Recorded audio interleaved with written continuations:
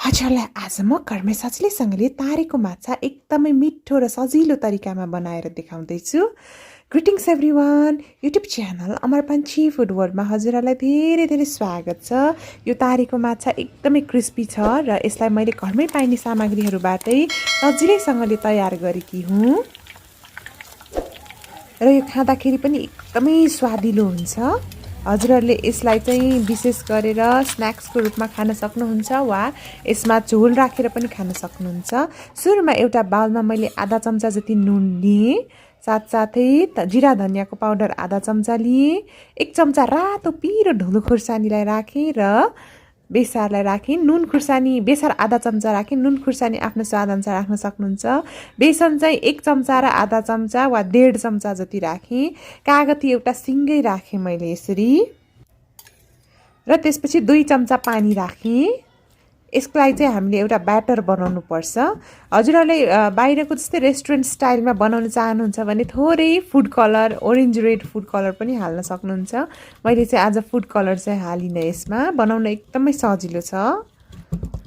माछामा भरपुर मात्रामा प्रोटिन हुने भएकोले चाहिँ हामीले हप्तामा 3 चोटि जति माछा खायौँ भने हाम्रो शरीर एकदमै स्वस्थ पनि रहन्छ। यो माछालाई मैले मजाले प्रत्येक पिसलाई मजाले म्यारिनेट गर्नुपर्छ है। एउटा पिस गरेर म्यारिनेट गर्नुहोला। हजुरहरूले यसरी मोल्नुपर्छ एउटा पिस गरेर, अनि मात्रै मसला भित्रैसम्म जान्छ र एकदमै मिठो हुन्छ। यसरी मजाले जति धेरै मोल्नुभयो त्यति नै मिठो बन्छ हाम्रो माछा। र यसमा कागती हालेको भएर माछा टुक्रिँदैन पनि। यो फ्राई गर्नको लागि 200 ml मैले तेललाई पनि लिएँ। त्यसपछि राम्ररी तेल तातिसकेपछि यसलाई म फ्राई गर्दैछु। हामीले म्यारिनेट गरेर 1 घन्टा जति छोड्यौँ भने एकदमै टेस्टी हुन्छ है। 1 घन्टा जति चाहिँ मैले छोडेकी थिएँ र त्यसपछि तेल तताएर फ्राई गर्दैछु। सुरुमा चाहिँ 1-2 मिनट चाहिँ नचलाउनु होला, राख्ने बित्तिकै नत्र टाँसिन्छ प्यानमा। ठ्याक्कै 4 मिनट चाहिँ हामीले एउटा साइडबाट पकाउनै पर्ने हुन्छ र 4 मिनट पछि चाहिँ हेर्नुहोस् है, यस्तो देखिन्छ यो। मजाले पल्टाउनु होला 4 मिनट जति पछि चाहिँ यसलाई, र त्यसपछि अर्को 3 मिनट जति मजाले उल्टाइ पल्टाइ हाई फ्लेममा चाहिँ फ्राई गर्नुपर्छ। कम्तीमा पनि 7 देखि 9 मिनट फ्राई गरिसकेपछि मात्रै यो क्रिस्पी हुन्छ। यो क्रिस्पी भइसकेपछि चाहिँ हजुरहरूले यो काँडा पनि मजाले टोकेर खाँदा पनि केही फरक पर्दैन। करिब 8 मिनट जति मैले यसलाई फ्राई गरेँ। हेर्नुहोस् है त, कस्तो मजाले गोल्डन ब्राउन भइसकेको छ। यसलाई एउटा टिस्यु पेपरमा निकाल्दैछु र बाँकीको माछाहरू पनि म हजुरहरूलाई फ्राई गरेर देखाउँदैछु। यो माछा चाहिँ करिब 700 ग्रामको माछा हो।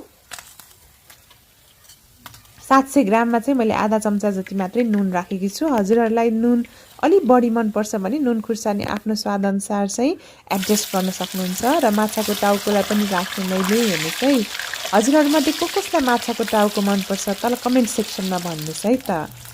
हेर्नुहोस् त, कतिपय मानिसहरूलाई चाहिँ माछाको चाहिँ सबैभन्दा चाहिँ टाउको मनपर्नेहरू पनि हुन्छन्। एकदमै टेस्टी हुन्छ टाउको पनि।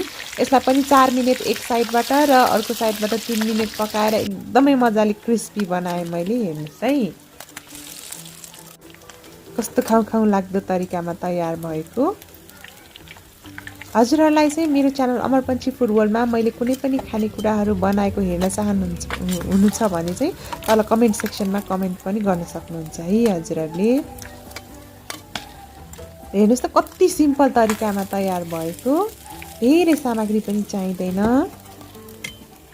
हेर्नुहोस् है, यो पुरै सिङ्गै माछाको चाहिँ यसरी तयार भयो फ्राई गर्दाखेरि। वाउ, कस्तो खाउँ लाग्दो देखिएको। म चाहिँ टेस्ट पनि गर्दैछु है त कस्तो बन्यो भनेर। एकदमै क्रिस्पी बनेको छ। हेर्नुहोस् है, वाउ, मेरो मुखबाट चाहिँ पानी आइसकेको छ। एकदमै टेस्टी छ। र आजको रेसिपी चाहिँ हजुरहरूलाई कस्तो लाग्यो त?